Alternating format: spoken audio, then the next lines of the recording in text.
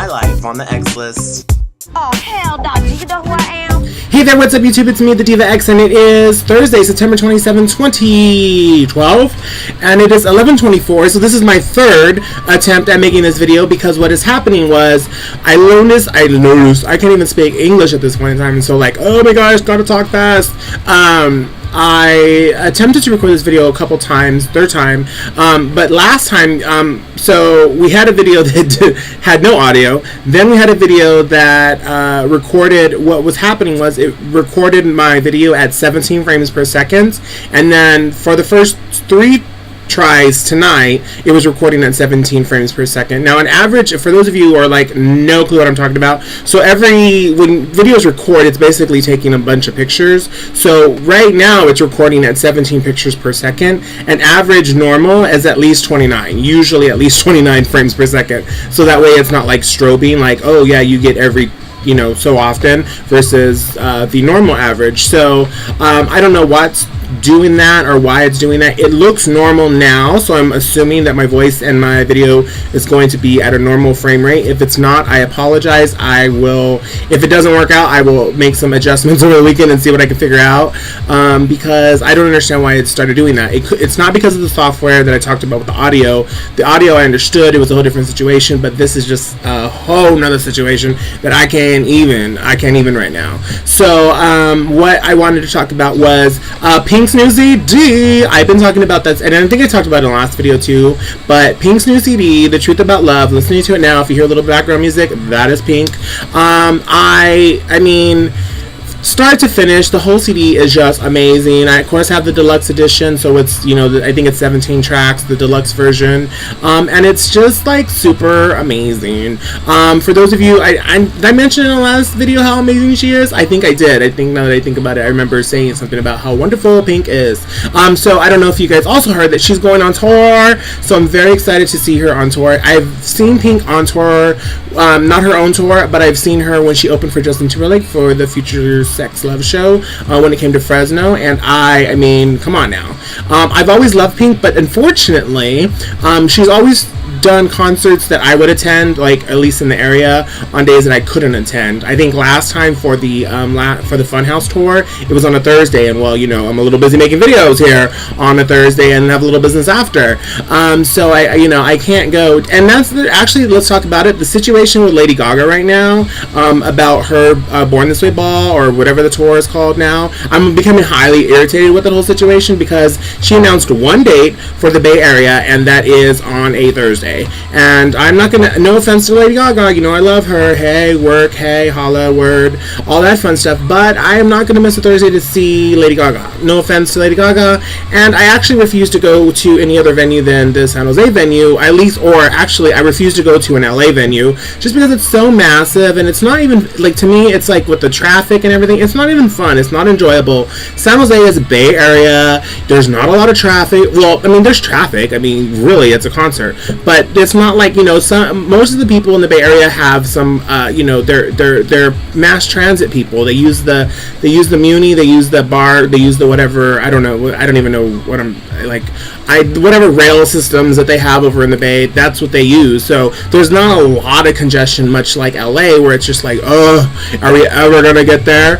Plus, you know, Bay Area to me is just, I mean, it's a whole different ball game. I love Bay Area. It's just like, I thrive in the Bay Area. If I could live in San Jose, I would totally live in San Jose, but it's expensive. And I'm sure, you know, there's cheaper places, but really, it's really expensive. So, much more expensive than where I currently live in Fresno. So, you know, no big deal there. But if I could, that's one place I would definitely think about living. So anyways, the album is amazing. Back to her. And so anyways, she announced her tour. Her tour is going on sale. Her pre-sale started already.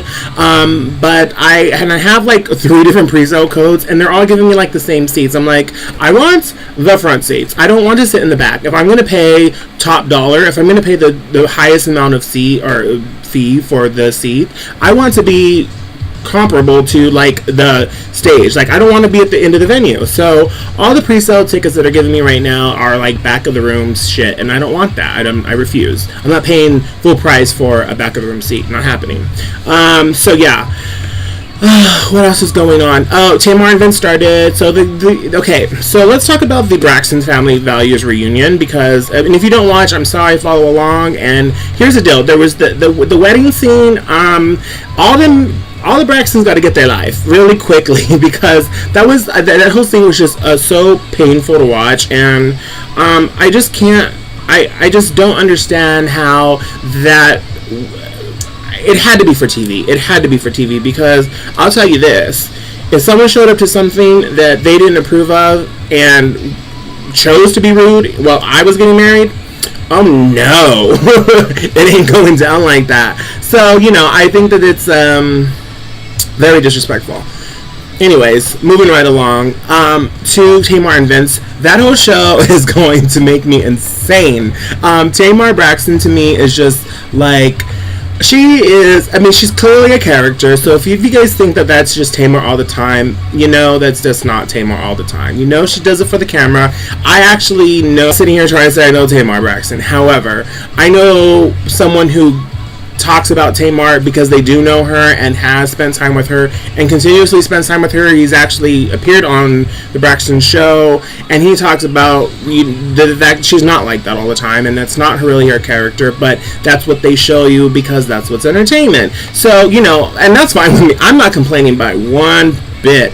I love me some Tamar. I love me some Vincent Hubert. I love me some Miracle the dog. As much as Vince is in love with that dog, you would think that the show should be called Vince and Miracle. I mean, it's.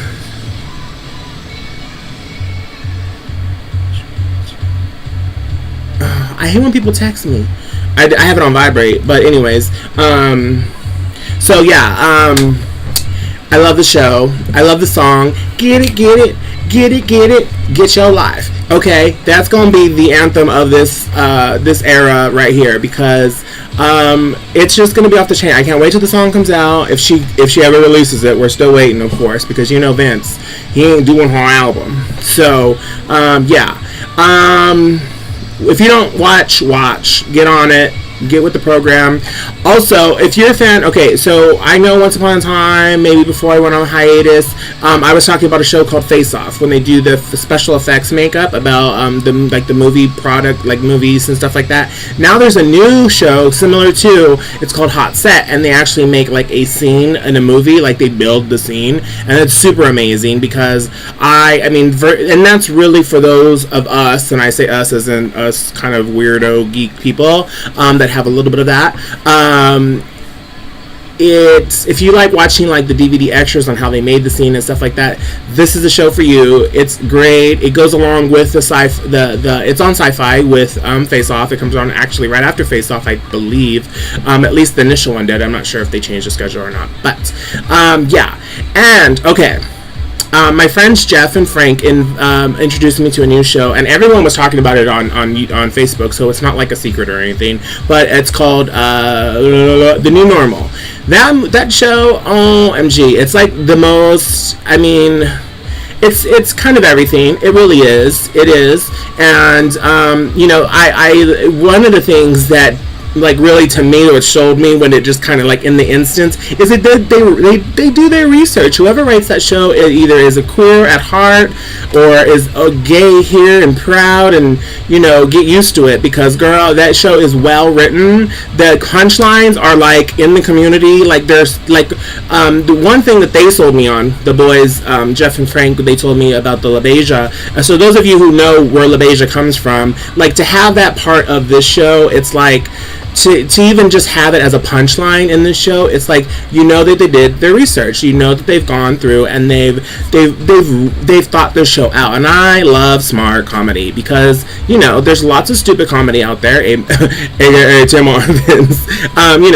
Mindless comedy. I shouldn't say stupid, I would say mindless comedy, where you watch to be entertained. You're not going to get anything from it. You're not going to get moral anything. Your moral compass is going to go out of control. It's just TV. It's entertainment. But this show, it's an entertainment show. However, it is well written and it's it's research. So if you haven't seen it yet, it's on demand on Comcast. For those of you who have Comcast, if you don't have Dish or if you have whatever else, it's on NBC. If you don't have cable, it's a cheap. I think it's NBC. I hope it's on NBC. I think it's NBC. Yeah, it's NBC. It is on Tuesdays, I believe.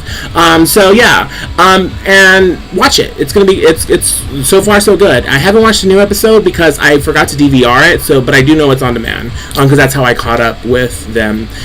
So yeah.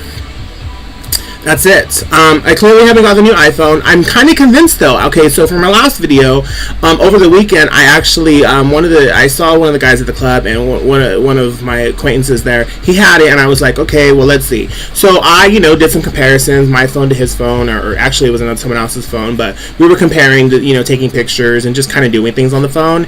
I'm kind of sold.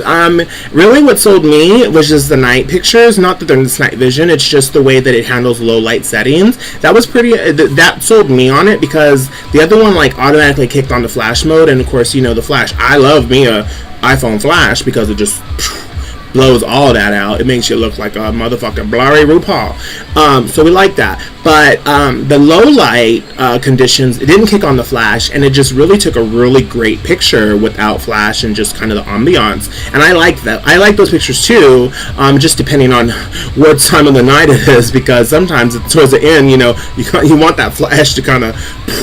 But during, when you first get there, you're okay with a little bit of a normal shot.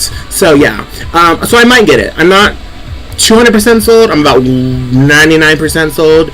But I haven't ordered it. I've looked at it online probably every day. But I haven't, I'm just kind of waiting for the hype to so that I can just walk into a store and get one. I'm not ordering stuff. I'm one of those gratifications. If you're going to take money out of my account, you need to give me the product right then and there. That's how I roll with it. So anyways, that's pretty much it. It's 11:36 now, so I've been talking for 11 minutes and 48 seconds, so I gotta get out of here. And so thank you guys for watching, and I will talk to you, or I will not talk to you, I will talk at you next week. Thanks for watching.